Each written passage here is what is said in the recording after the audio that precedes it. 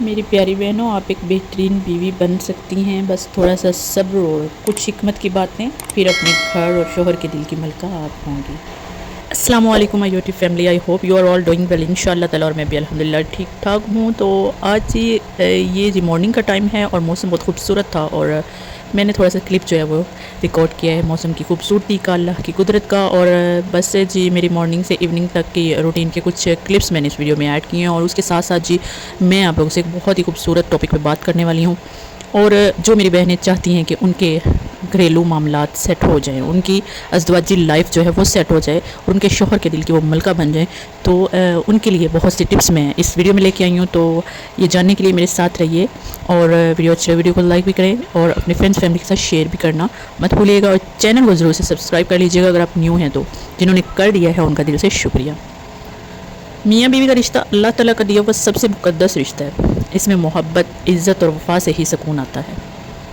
میری پیاری بہنوں، آج میں آپ کو جسمانی یا پرائیویٹ باتیں نہیں بتاؤں گی، وہ شرم و حیا کے خلاف ہیں، لیکن میں آپ کو وہ 7 دل جیتنے والی باتیں بتا سکتی ہوں جو ہر عورت فالو کرے تو گھر جنت بن جائے۔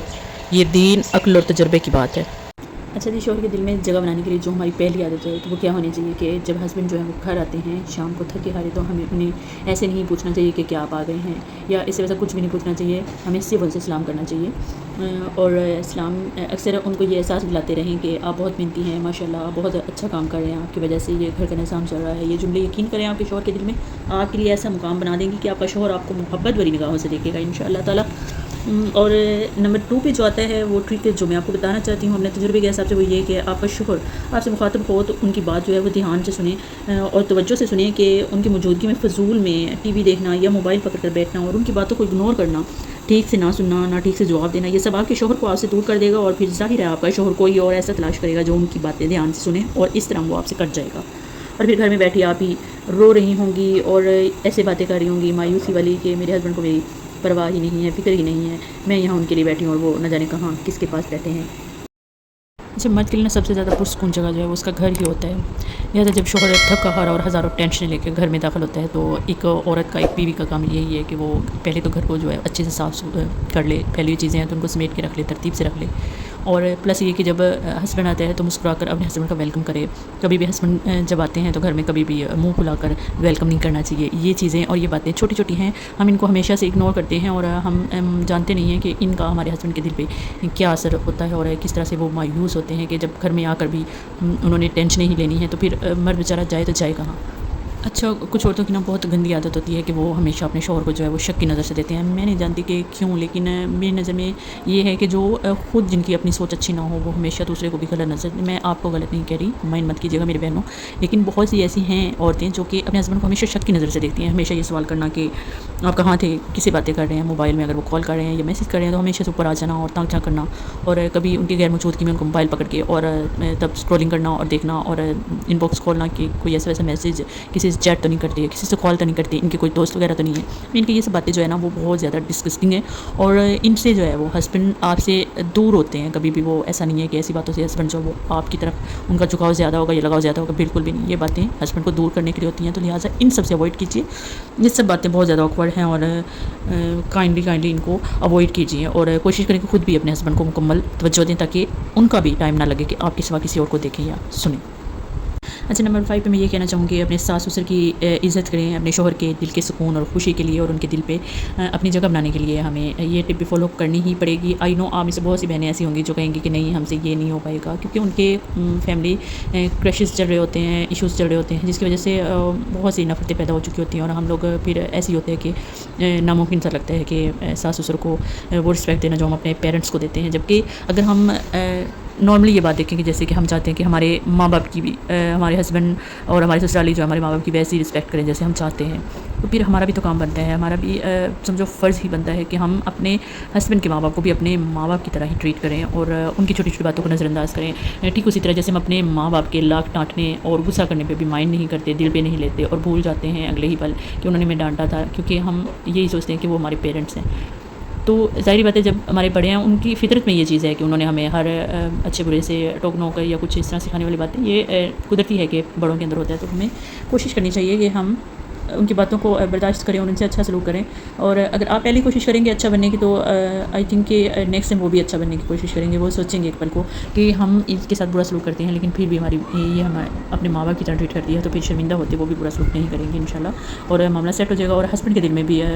جگہ بن جائے گی اور محبت جو ہے وہ بھی گہری ہو جائے گی اور تعلقات مزید اچھے ہو جائیں گے, گھر بھی پرسکون ہو جائے گا. نمبر 6 پہ میں یہ کہنا چاہوں گی کہ جب میاں بیوی میں ہسبینڈ وائف میں جب چھوٹے موٹے جھگڑے ہوتے ہیں اور ہم بیویاں جو ہیں ہم موڈ بنا کے بیٹھ جاتی ہیں کہ ہاں ہمارا جو شوہر ہے وہی ہمیں منائے, ہم ہمارے نازک نخرے اٹھائے اور ہم سے لاڈ وہ کرے. اور جس طرح کہ ہم اپنے ماں باپ سے لاڈ کرتے ہیں اور یقیناً ہم اپنے ہسبینڈ سے بھی یہی توقع کرتے ہیں کہ وہ ہمارے لاڈ اٹھائیں اور ہم اسی لاڈ کی بنا پر ہم ان سے موڈ بنا لیتی ہیں اور ہماری